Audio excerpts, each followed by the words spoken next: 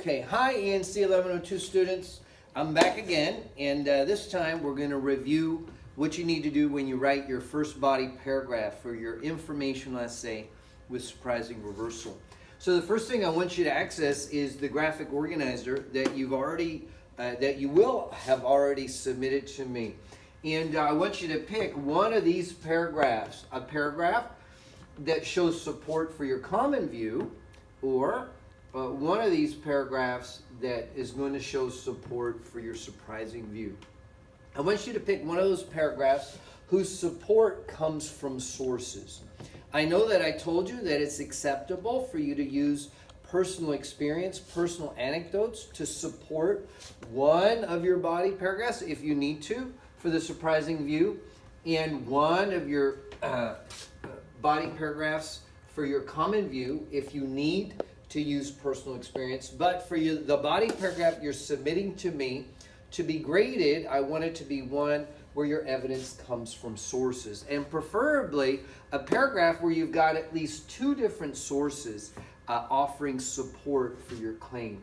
So in the common view, Marjolaine Leal says that many parents are against the teaching of sex ed in schools. So the question I asked Marjolaine is, what's one reason, Marjolaine, parents are against this? And she says, well, learning about sex would only confuse kids, so it's better for them to learn abstinence. So I'm going to show you this paragraph that Marjolaine wrote. I want you to notice that she said she has two sources here to back it up, and I want you to see how she wrote this paragraph. So this is her second paragraph, so it begins with a transition. In addition, many parents believe that sex education can confuse their children, and that the only education that should be taught is abstinence. So there's her topic sentence. Here comes her first body paragraph over here.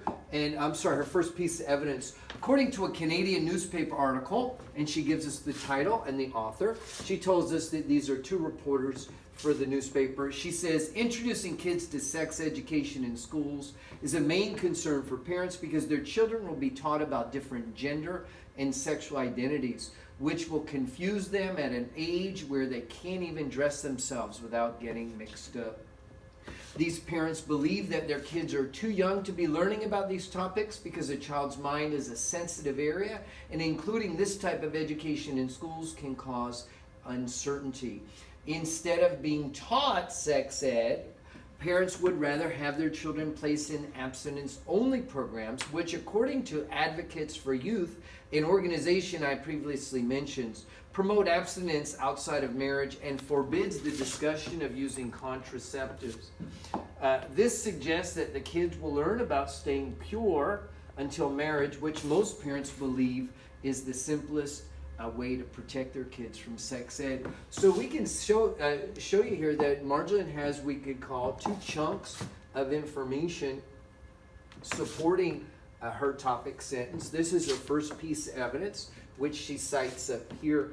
And she has a second piece of evidence, came from a source that she mentioned earlier. So she's got two pieces of evidence to support this. Now, another handout that I'm going to share with you before I ask you to write your own body paragraphs is two sample body paragraphs written by another student. This student wrote about whether or not teachers' pay should depend on the performance of their students on standardized tests. So I want you to notice that there's no one way to do this, and a lot of kids kind of write the way that feels natural to them. But we can see some patterns. So in this paragraph right here, we have our topic sentence, and then we've got some textual evidence to support the topic sentence, and then we hear some commentary.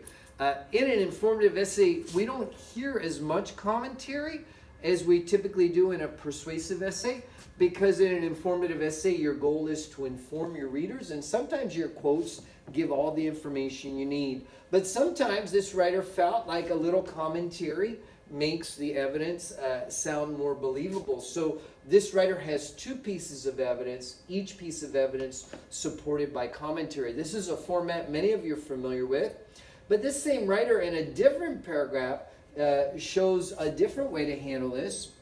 She has a new topic sentence up here. She presents one piece of textual evidence. She presents a second piece of textual evidence. She gives some commentary on these two pieces of evidence.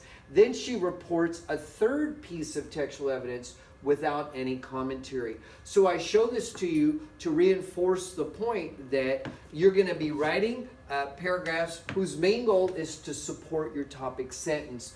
How much commentary you use is really up to you. And the goal we usually ask ourselves is, if the readers need help interpreting the evidence, then add some commentary. But if the evidence itself, like this part right here, if the evidence itself is self-explanatory, then no commentary is needed. So I wish you all luck. I look forward to reading your first body paragraphs, and I will be speaking to you again soon. Thank you.